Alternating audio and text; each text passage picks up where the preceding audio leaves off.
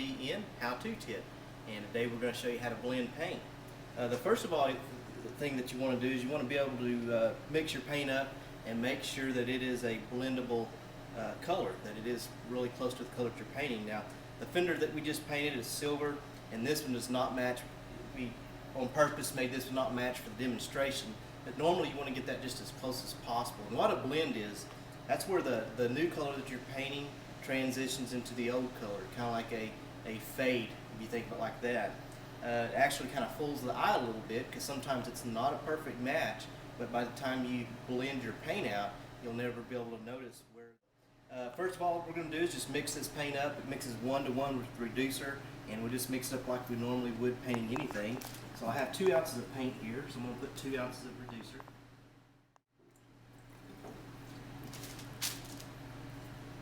I'm going to stir it up. Now it's ready to put in the gun and spray. Okay, we've got the paint mixed up, we've got it reduced and ready to spray. We're just going to show you, this is the fender that we're going to be painting, we're going to be blending into, and this is the color we're going to use. You can tell it's quite a bit darker, but we're doing that, on purpose to demonstrate how to blend. And like I've mentioned, blending is just basically, let's say we're painting this fender, and maybe we had a door here, and if you just painted just this fender, not the door, that would be called a butt match, and sometimes that's hard to achieve a color match that way. So what we'd do is we'd paint this fender and then blend into the door. But for this purpose, we're just going to show you how to blend into this fender, we'll paint this edge, and then we will blend the paint in to the existing paint. I'm going to lay some tape right here just to kind of demonstrate the difference in the color. I'll just put it right on the edge here. And then I'm going to go ahead and put a stripe along this fender.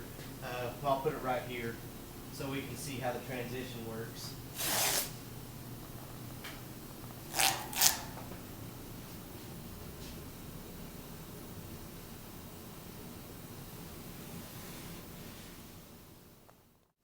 Okay, we'll tack this off and we'll start spraying the paint. Okay, I've got the fender masked off like I want it, got it tacked, ready to spray. And what you want to do, the first thing you want to do is you want to get your paint mixed up just like you normally would any base coat, whatever brand you're using. This one's 1-to-1 with reducer. And I'm just going to paint this edge because we're assuming that this door, that we just painted this door, and we want this fender to match the door. So we're going to paint this edge, and this paint and the door will be the same paint, so it's going to match right here. And then we're going to transition this color into the original color there. So what I want to do first is just cover this panel until hiding. What I mean by that is put enough paint on there until you cover the tape or whatever. If you had primer here, you'd want to cover the primer. And by the way, whenever we're doing just one panel like this is called blending within the panel.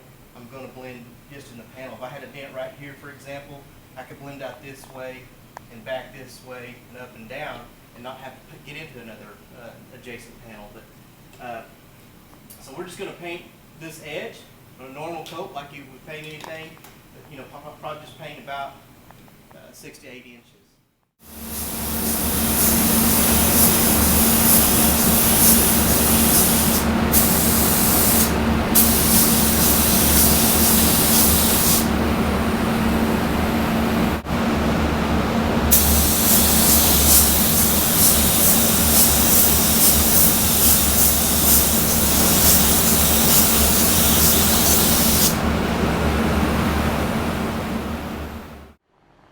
Okay, we've got 2 coats of color on the area that we're blending to on that fender.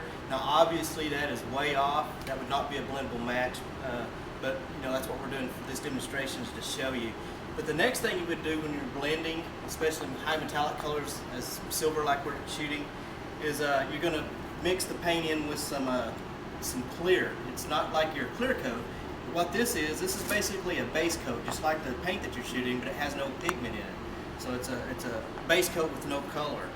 And what you're going to do with this, since it is a base coat, you're going to mix it up 1-to-1 with the reducer, just like you would with your paint. So we're going to mix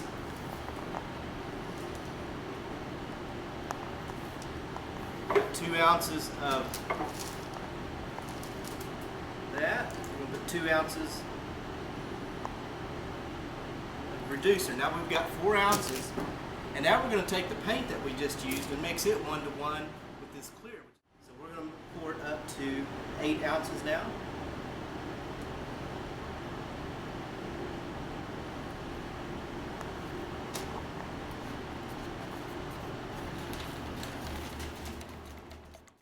And now we're going to extend the blend out a little further with this. That'll help blend the color.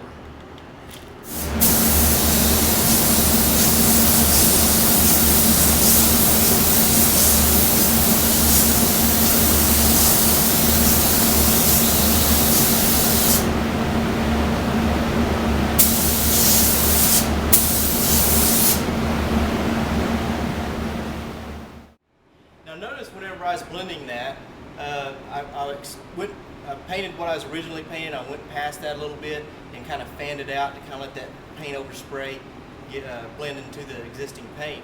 Now normally that would probably be good, you know, if that was a matchable blend, but it's not. This is more like a fade. So what we're going to do is we're going to cut that one more time with 500 just to help make more of a transparent blend there. So I'm going to do it just the same way.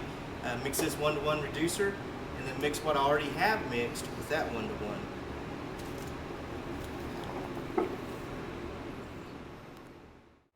Now the paint is even more transparent.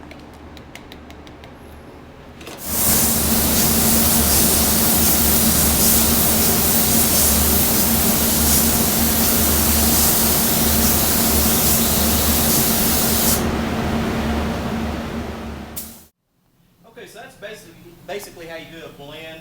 We've got in this case, the darker color, which blends into the lighter color, which of course this is noticeable because it was such a different color.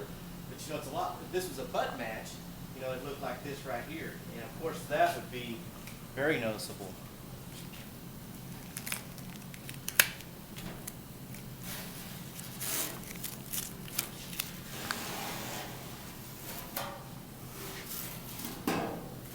And now this kind of demonstrates, you know, this is the exact same color as this is, and you can kind of see how the blend transitions from the darker color into the lighter color. So that's kind of covers blending. And now what we do is we'll clear coat the entire panel, and then, you know, it would be ready.